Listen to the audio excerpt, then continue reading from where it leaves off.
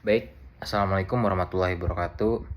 Perkenalkan, nama saya Atesan Fauhan dengan NIM 44432301448. Di sini saya ingin memberikan argumen saya terhadap ketingkatan level atau status pelabuhan perikanan yang ada di Indonesia ini.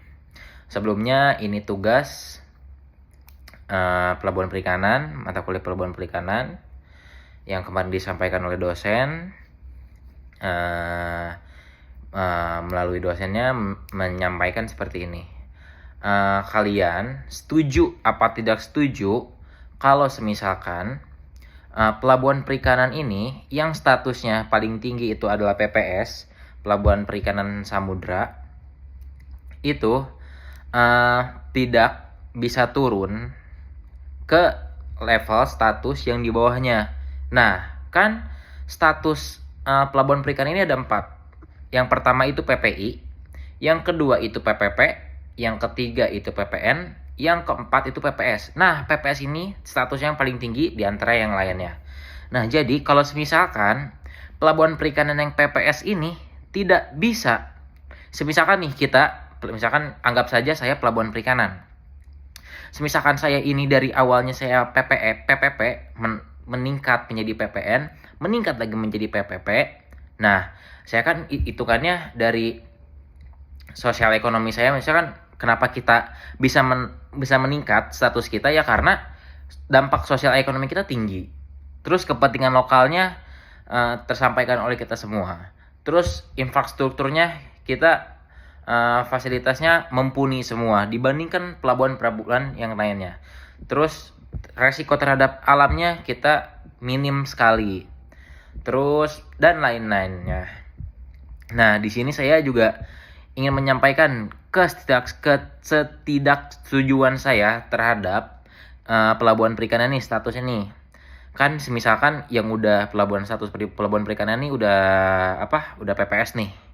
Nah, mengapa dia tidak bisa turun lagi ke PPN kalau misalkan yang PPS ini kerjanya nggak bener, ataupun kita mengimplementasikan atau yang sudah berada di sananya ini seperti apa sih gitu.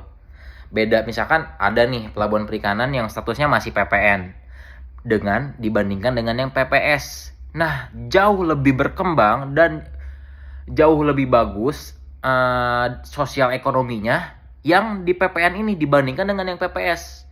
Nah, kalau menurut saya itu saya tidak setuju kenapa dia harus menetap statusnya di PPS.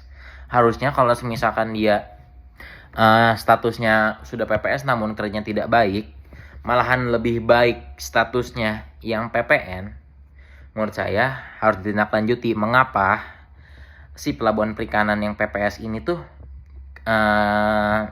di PPS-nya ini ada kendala seperti apa, ada permasalahan seperti apa, namun tidak ada tindak lanjutannya dari pemerintah setempat yang mengkoordinir pelabuhan tersebut.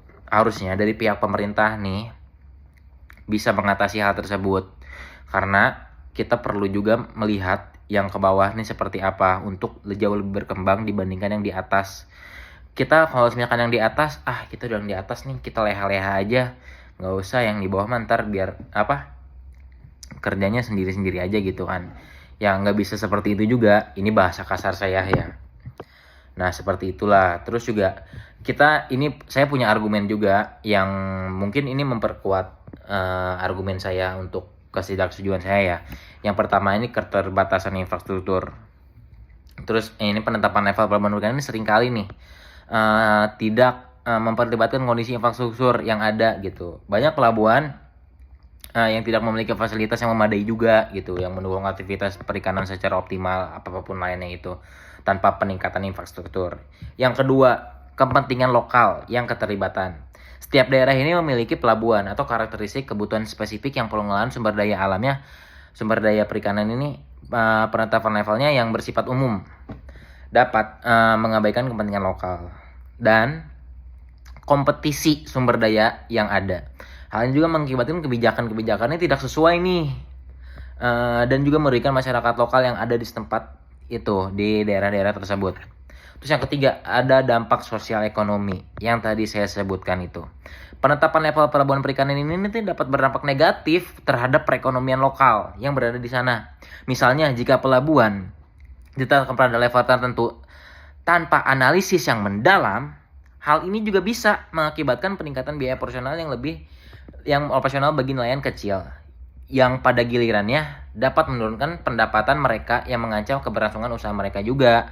Jadi nelayan pendapatannya kurang, apa segala macam, dengan ada keterlibatannya berdampak negatif terhadap level tertentu. Terus ada kompetensi yang tidak adil. Apa sih kompetensi yang tidak adil tuh? Penetapan level pelabuhan, balik lagi ke penetapan level pelabuhan perikanan yang menciptakan kompetensi yang tidak adil antara pelabuhan perikanan sudah mapan dan pelabuhan yang masih berkembang ini nih, yang tadi saya sebutkan di awal-awal. Jika level ditetapkan tanpa mempertimbangkan kemampuan atau dukungan dari bagi pelabuhan yang lain yang lebih kecil, hal ini kan dapat mengakibatkan pengusaha pasar pelabuhan perikanan besar menghilang. Terus kesempatan bagi pelabuhan kecilnya untuk berkembang seperti apa? Tidak ada. Nah, terus juga yang kelima nih, ada resiko terhadap sumber daya alam yang harus kalian pahami juga ya. Kebijakan ini yang diambil berdasarkan penetapan level lagi. Level pelabuhan perikanan dapat beresiko terhadap berkelanjutannya sumber daya perikanan ini. Penetapan level ini tuh yang tidak berdasarkan data dan analisis yang akurat gitu, yang memicu juga eksploitasi berlebihan terhadap sumber daya perikanan yang akhirnya merugikan ekosistem laut-laut lagi juga, seperti itu. Terus juga ada nih yang keenam, mungkin ini yang terakhir, adanya kurangnya keterlibatan pemangku kepentingan atau pemerintah setempat. Seringkali penetapan level ini tuh yang tidak melibatkan berbagai kepentingan gitu, yang termasuk nelayan, masyarakat lokal, atau organisasi lingkungan yang ada di tempat tersebut, tanpa partisipasi aktif dari semua pihak. Kebijakan yang dihasilkan dapat kurang efektif gitu, dan tidak sesuai dengan kebutuhan nyata di lapangan, seperti itu. Mungkin ini nih kesimpulan yang saya dapatkan dari argumen-argumen, mengingatkan argumen yang di atas tadi yang saya sebutkan juga.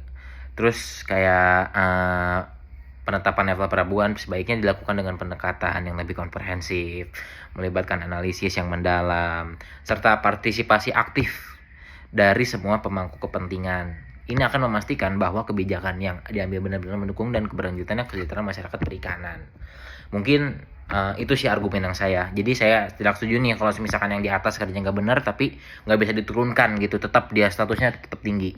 Menurut saya kalau misalkan yang di atas ini berleha-leha dan banyak kecurangan dan berdampak buruk bagi masyarakat lokal, menurut saya balikin lagi aja ke bawah gitu, tidak usah terus menerus di statusnya di atas. Lebih baik yang di bawah berkembang untuk maju ke atas, seperti itu. Sekian dan terima kasih dari saya, Atasan Pauhan. Wassalamualaikum warahmatullahi wabarakatuh.